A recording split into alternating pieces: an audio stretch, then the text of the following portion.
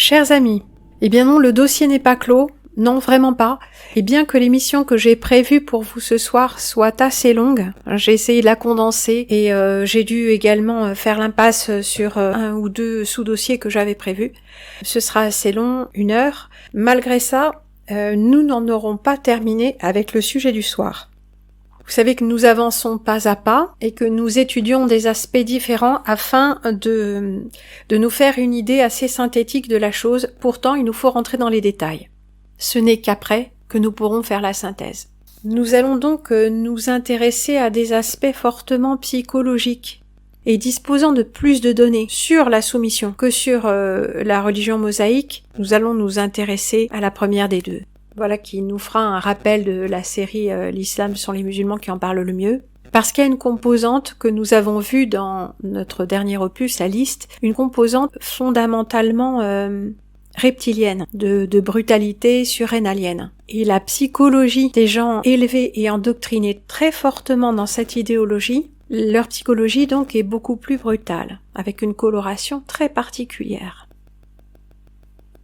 Mais nous avons vu aussi que cette idéologie était une création, vraisemblablement, c'était une création destinée à produire ce personnage. Ce clone produit en très grand nombre, avec ses caractéristiques spécifiques assez bestiales.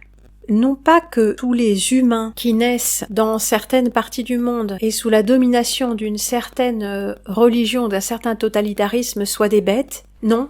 Certainement pas, Dieu merci, mais la grande majorité est si fortement conditionnée par son environnement que son humanité s'efface derrière la personnalité sociale, plus exactement communautaire religieuse.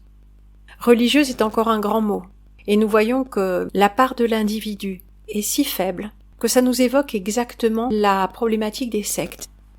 Nous n'en parlerons pas ce soir parce que je n'en ai pas eu le temps.